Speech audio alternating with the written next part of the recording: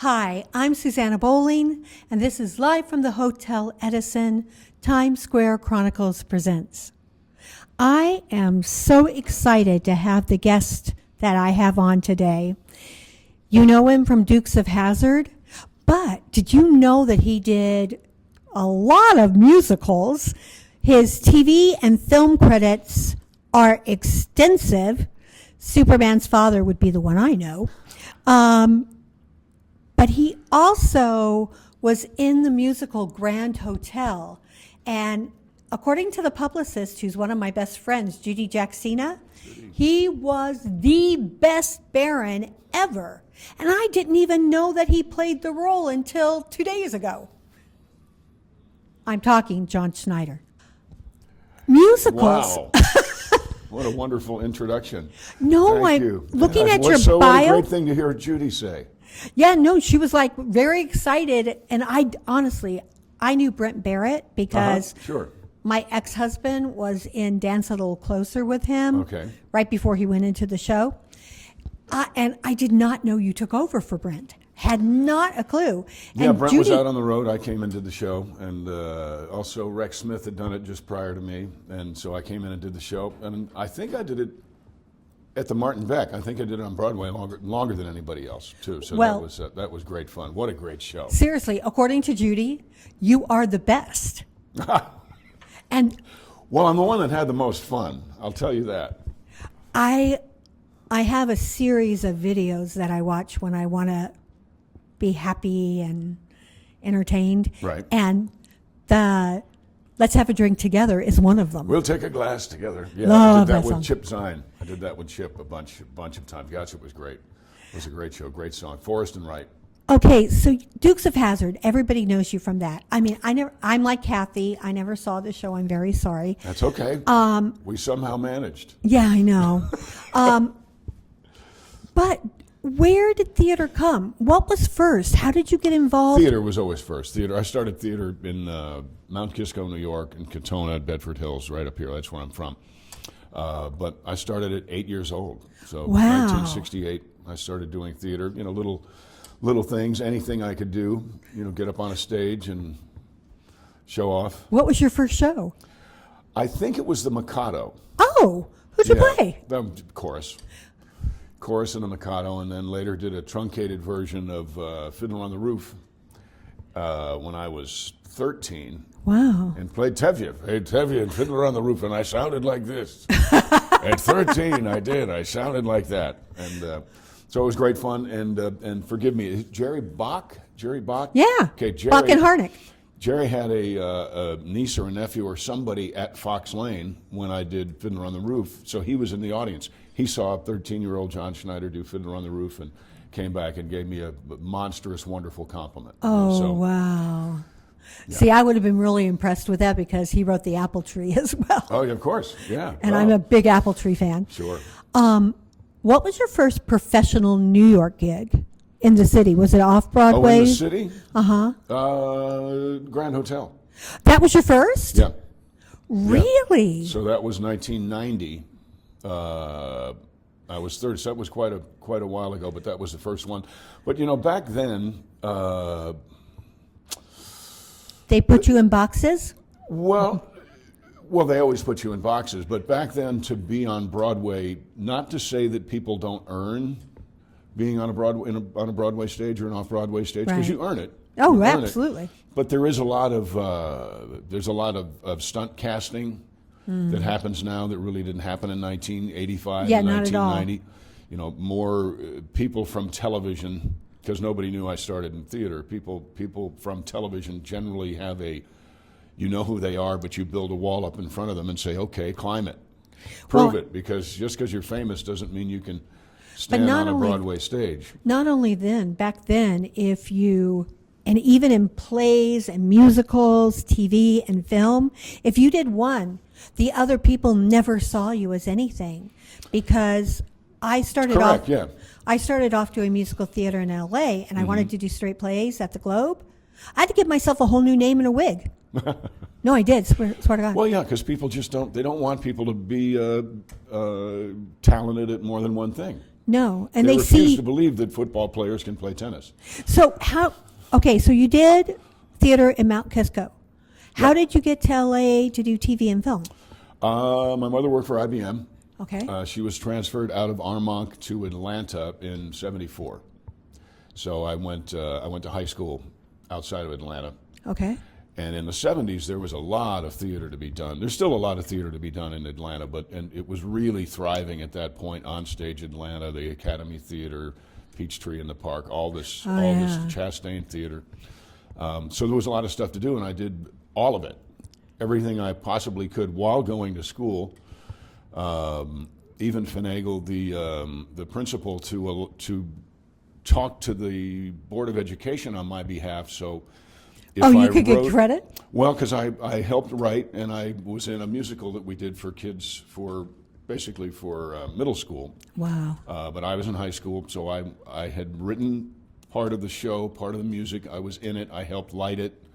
When we took it out on the road, and my principal, Mr. Hansard, went to bat for me and got me an English, music, and foreign language credit for the first 3 classes of the day.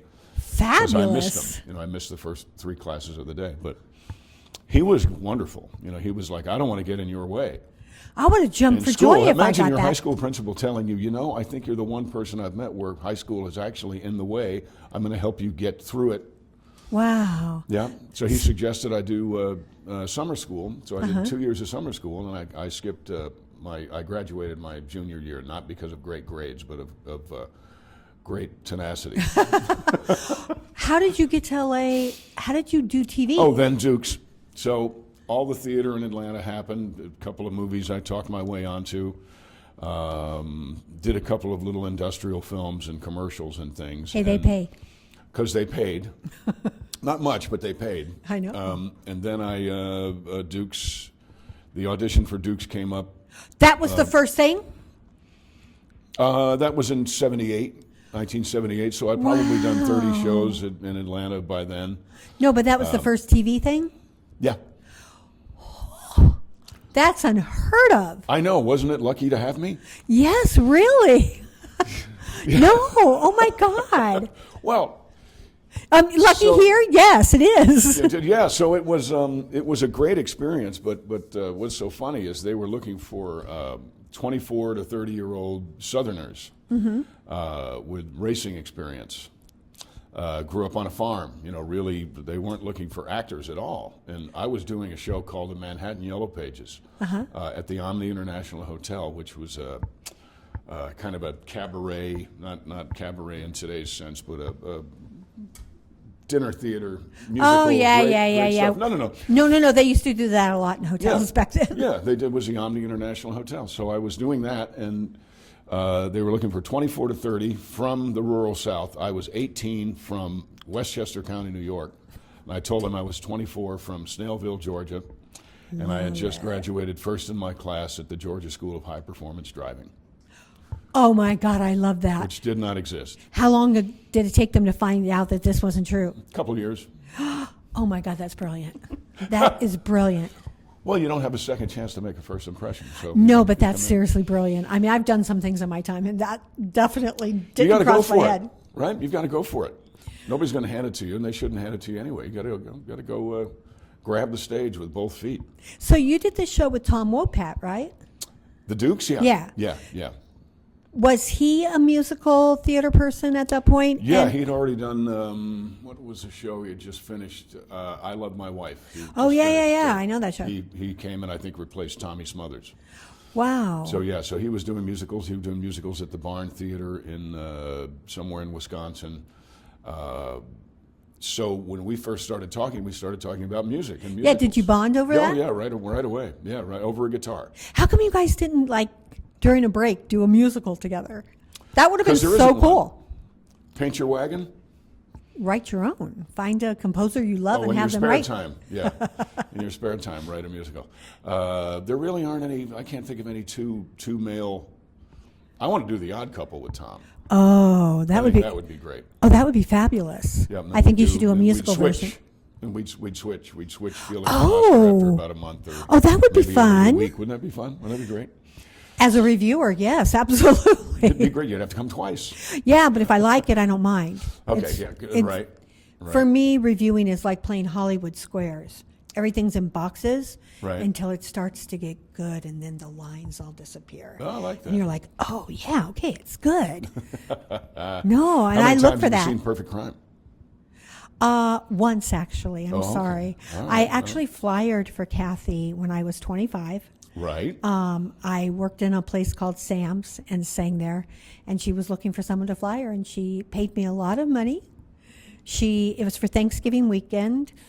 She was into helping young artists, and I was doing musical theater, and I flyered And for she her. still is. Yes, she is. Oh no, she's amazing. Yeah. We're still friends. Does this tell you anything? Well, But she's on Thanksgiving Day. She sent me to see a tango show at the where Wicked is right now, and she got me Thanksgiving dinner. So I was like, oh, really? oh no, it was wonderful. She is She got wonderful. me this sweater. I know it's beautiful. Matches your eyes. Red, white, and blue. For my generation, you're also known as Clark Kent's father. Jonathan Kent. That's Yes. right. Yeah, that was a great show. I love doing that show. Of all the shows that you've done, which is your favorite and why? I really like I played a really nasty, terrible guy on a show called The Haves and Have-Nots. And it is true, it is more fun to play the bad guy. Oh yeah, absolutely. Yep. So I did that for 8 years, and that really just ended, I guess, 4 years ago. So that's the most recent. That was the most fun because it's a Tyler Perry show, and Tyler has a way of you really only do the scene once, so you have got to be on your toes to do a Tyler Perry show. Oh, I think that's the Because, best way. Yeah, but no rehearsal, no nothing. Yeah, that way you can, whatever's fresh and creating and percolating in your head, you get it out there. As long as you do it on a schedule. Yes, as long as you do it on a schedule, yeah. So in a world where on Dukes, a big day would be shooting 8 or 9 pages. I think I shot 10 pages one day. That was huge. Right. The most. How many pages we scenes, shot, 3 before lunch, 3 after lunch, so 6. Wow. And then, but Tyler Perry show, the most pages we shot in one day was 165. How did you do that? I have no idea. Have no idea. It wasn't all of it. We weren't all in all of those pages. I Right. probably had 90 of those pages. But still, how'd you memorize them that quickly? I don't know, but we did. You have to. Holy. Yeah. So that was a lot of fun because it was a great challenge. Not being the bad guy. People think, oh, that must have been a challenge being the bad guy. No, you're the challenge working with Tyler is that he expects everything done 5 minutes ago. Wow. Yeah, and he makes you much better because of that. I don't think I could have done Perfect Crime if I hadn't experienced haves and have-nots. In TV, Not in 4 days anyway. in TV, film, and theater. Because it's the same question, but for all 3 genres. What role would you like to take on? And in theater, As a straight. character or a... Uh-huh. I'd like to be Elmer Gantry. Ooh. Yeah, I'd like to do that, or I would like to have someone adapt Meet John Doe Okay. into a musical. Who would you like to write it musically? I don't know. I don't know who the. I've been out of this part of the business for a while, so I'm not sure. But have to be But you don't somebody listen to who it? understands humanity. Jason Robert Brown. So there'd have to be someone who understands that. Have to be someone who's very, very clever, but not clever for clever's sake. Jason Robert Brown. Okay, there we go. Okay, well then I think all 3 of them. It's a one Jason, person. I know. I'm kidding. No, he wrote a great show. Jason, Robert, and Brown should do it. Yes, I agree. He's doing I wonder if he knows Meet John Doe. Frank, you know Meet John Doe? Yeah, of Frank course. Capra, Barbara Stanwyck, Yes, Gary Cooper. I do. Good. I also know Elmer Gantry. I actually did They a developed Elmer Gantry for a while. in a but musical into a musical. Yeah, that was Joe Cates, I think, developed that into a musical, and we were talking about that. But it had no hope at the end. It had a lot of things that were wrong with it's it. a downer. I actually did one of the readings for it. It made Jekyll and Hyde look like a romp in the park. But so you'd have to make that. Now there was a Steve Martin movie called Leap of Faith. Oh, they did that, and I actually Was it great? I hope it was great. It didn't get. I loved it. It didn't get great reviews because I don't think the audience could stand the fact that on the set was all mirror. Mm-hmm. So when he's saying you are the con man, yeah, it was you, and you were looking at all the con men in the room. Oh. I don't think people could handle that. A little too interesting. Yeah, I loved it. I thought it was genius. I loved the first time I remember seeing Liam Neeson was in it. Yeah, this is Raul Esparza played it, and I championed this show actually. Oh wow. Yeah, I was a nominator that year, and I championed it a lot. But not Elmer Gantry. No, I would champion that. It just hasn't, a version that is sustainable has not been done. It ends poorly. It does end poorly, and I think sometimes... I think Guys and Dolls ends poorly, though. I really do. No, I agree. Sky Masterson out there beating a drum. It's like, wait a minute, this is the coolest man in the world, and now he's out there beating a drum looking for change. Well, there's a new production. There's a new production in London right now that is interactive, and from what I understand, they've changed some stuff of it. Good. So I'm looking forward to that. Starts great, ends poorly. Music Man's the perfect show, the only perfect show. Oh, I love that show. Yeah, no, I'd love to play Harold Hill again. Ooh. I did that on tour. Really? Yeah, Harold Hill's a lot of fun.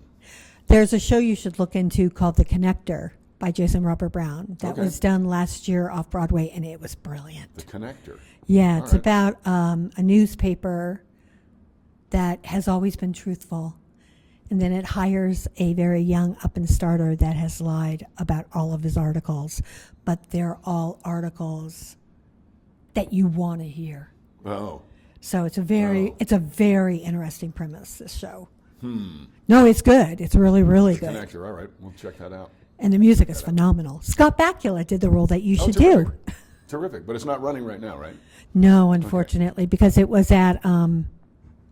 I think it was at MTC, and they're limited. Yeah. Which is sad. Right. What's next? I'm going to do a TV, I can't really call it a TV show anymore. We're going to, a podcast. My bride and I are going to do a show that will air somewhere. It's very much like Dukes. It'll be fun. It's Southern horsepower comedy. It's not the Dukes of Hazzard. It's the Earls of Perry. Ooh. So we are the Earls who live in Perry County, Kentucky, and moonshine is around. It's very much like Dukes. I love the fact that and just and see what happens with it. I love the fact that you're doing this with your wife. Yeah. No, absolutely. Fabulous. I've met her and she's fabulous. She's smart. So yeah, we're going to do that just on our own. I'm very much into independent film, independent theater, independent music, independent thought. Oh, I'm very much into independent thought, which is great. I mean, so I play well with others, but I don't. I'm not a white sheep. I'm a black sheep. Yeah. I don't believe in following the pack. No, why wouldn't No, anybody that knows me will tell you this. Good. I don't think like most people. I have to ask you my favorite question because I know you're a musician. They say that eyes are the windows of the soul. All right. But I think songs are. What song or cycle of songs says who you are?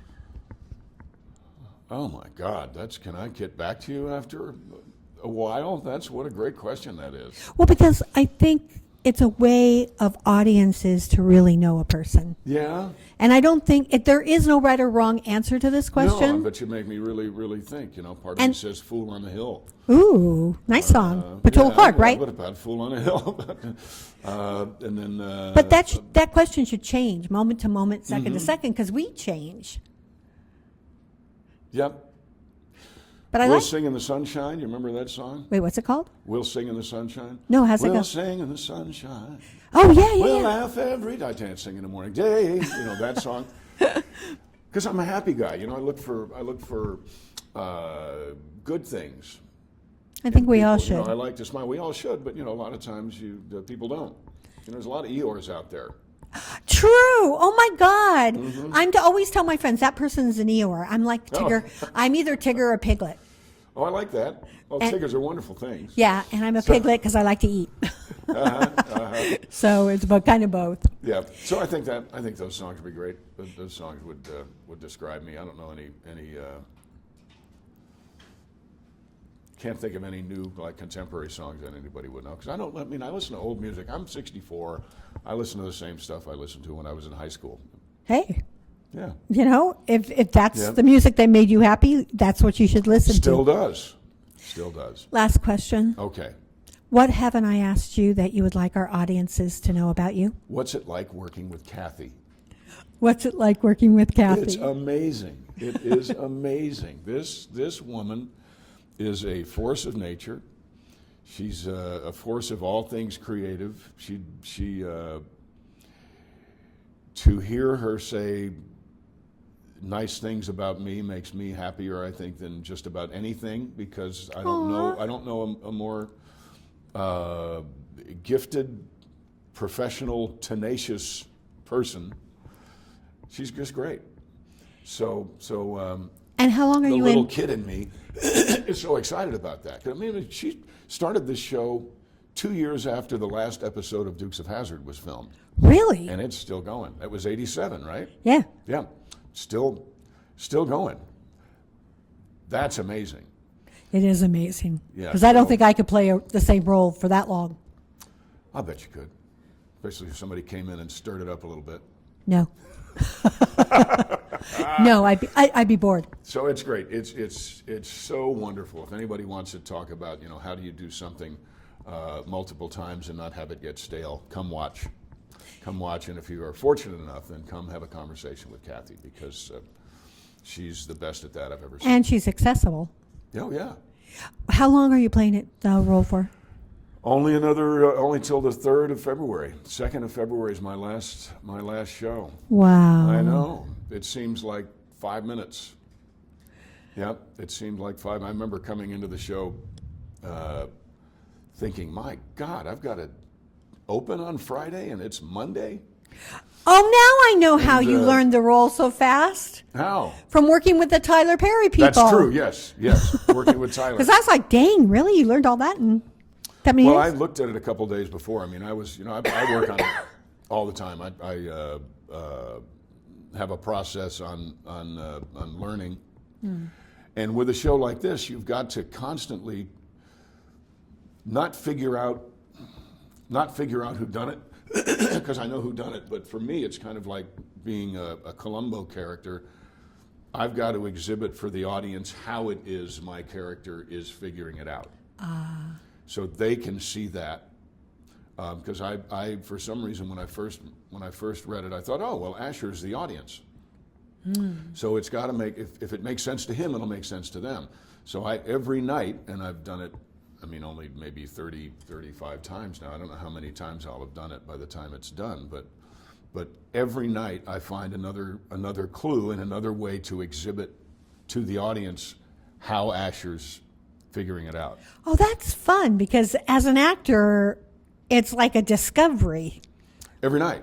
It should be. Oh, yes. It should always be about discovery. Otherwise, Absolutely. if you fall into habits and things, then it's like Phoning it watching in. somebody cut the grass. That's exciting. So we have so much fun. Kathy is so much fun. David is so much fun. Mark and Chris, the folks. It's a great experience, and the audience is right there. I mean, right there. Not quite as close as you and I are, but closer than that camera. So it's a wonderful combination of, people think about theater being theater, big expressions and things. Not in this show. In this show, figuring something out can be as simple as this. And there's not a lot of theater where you can get away with being that subtle. True. But with this one, you have to be, or you'll, as I used to say to my younger acting friends, you get acting on your shirt. Get that off of there for you. What are you doing? I'm getting all that acting off your shirt. You're not going to like it. Thank you so much for being with us You're today. so welcome. What a delight. I appreciate it very, very much. Thank you. I am so grateful to John Schneider for coming and being on this podcast and for being such a delight. I am grateful for Magda Katz for always making us look good and sound good. I'd like to thank Romel Gomez and the Hotel Edison for loving us enough to giving us a home to be able to speak and share with you what we get to learn. I'm Susanna Bowling, and this is live from the Hotel Edison, Times Square Chronicles presents.